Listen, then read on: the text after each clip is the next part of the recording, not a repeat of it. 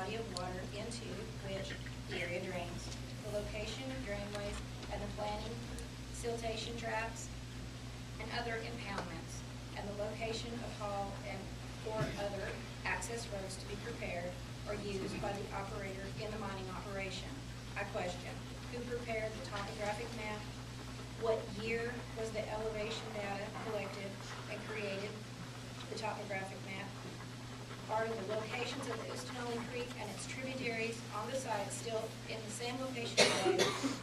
Has the stream moved away from the depicted locations as to cause a change in the streamside buffer width and flood-prone area? Number 2, the location of any buildings, cemeteries, public highways, railroad tracks, gas and or oil wells, publicly owned land, official designated scenic areas, utility lines, underground lines, transmission lines, and or pipelines within the affected area or within 500 feet thereof. Number 3, the approximate location of the cuts or excavations to be made by the surface and estimated location and height of spoil banks, and the total number of acres involved in the area of the land affected. How were the spoil calculations completed to ensure stability of pollutant-laden materials? What is the long-term disposal plan? What is the lifespan of the site and its capacity to safely handle spoil, overburden, and other harmful byproducts? The date the map was prepared, together with the certification as to its accuracy by the person responsible for its preparation. Is there any concern over the map's accuracy or date? I have some other questions. If TVA owned a portion of this site at one point or maintains any deed restrictions, does this require a NEPA study? And does Bowater Corporation maintain any deed restrictions on this land? If so, are they required and willing to allow a quarry on this site? That is all. I have a copy of this. One point of clarification, ma'am. Yes.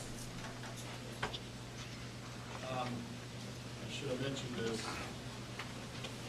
You mentioned the other minerals mining law of 1972. The legislature in the late 80s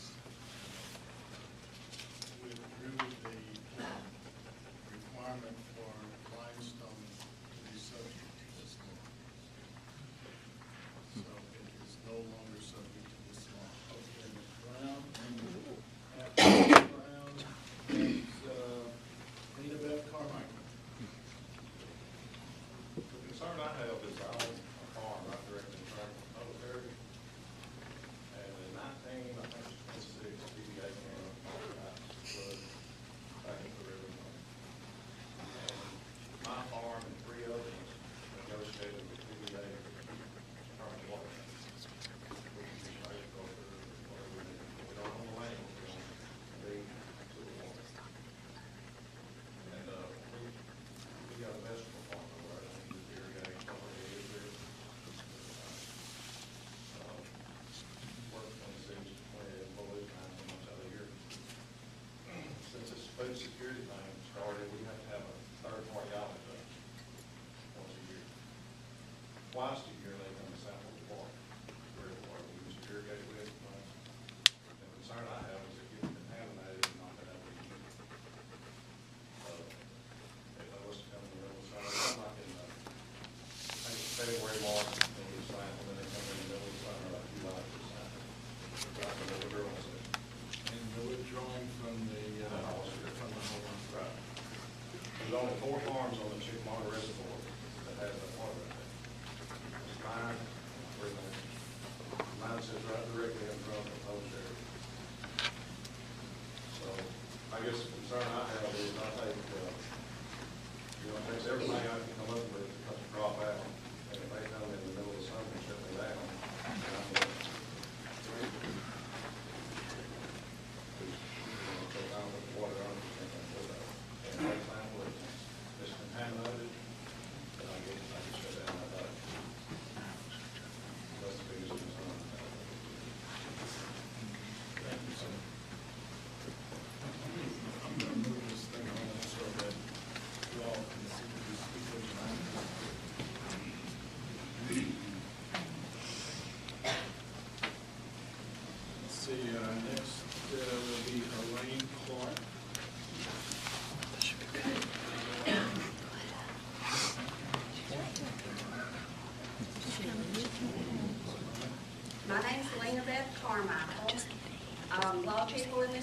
know me because I've lived in this area for quite a while. I work for the University of Tennessee Extension. My office is in Athens, County Agent Office, and my job is Oostanaula Watershed. TDEC had a representative that was involved in several of the meetings that we had of what we call program partners for Oostanaula Watershed. Has he been involved in any of this work which has to do with Oostanaula Watershed, with putting in with the proposed port? Because I haven't seen his name on anything, and he used to come to our watershed meetings. Oostanaula is on the 303 list, and like I teach the elementary and high school kids, that's the dirty water list, okay?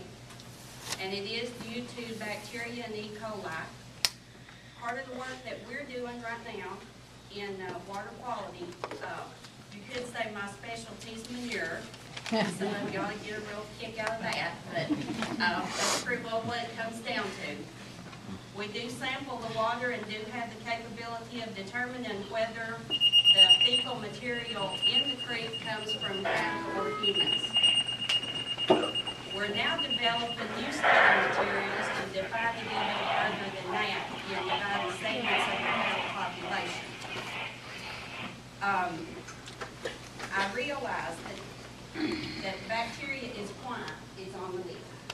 There are other reasons that this stream could be on the list, and I have concern of whether it might be placed on there down here next to the river because of other things going on in the watershed other than the cattle. There right now is over $1 million that has been set aside and a lot that's already been spent to improve water quality in the Oostanaula. I work with farmers. There's a lot of other work that's going on within the city of Athens. Most of it's done with this magic thing called grant money. We got about $600,000 straight from the USDA in Washington just for the Oostanaula. Since the early work in the Oostanaula with TVA, with Linda Harris in Chattanooga, and the NRCS office in Athens, and the McMinn Soil Conservation District, they first started about 10 years ago, and water quality has improved since then.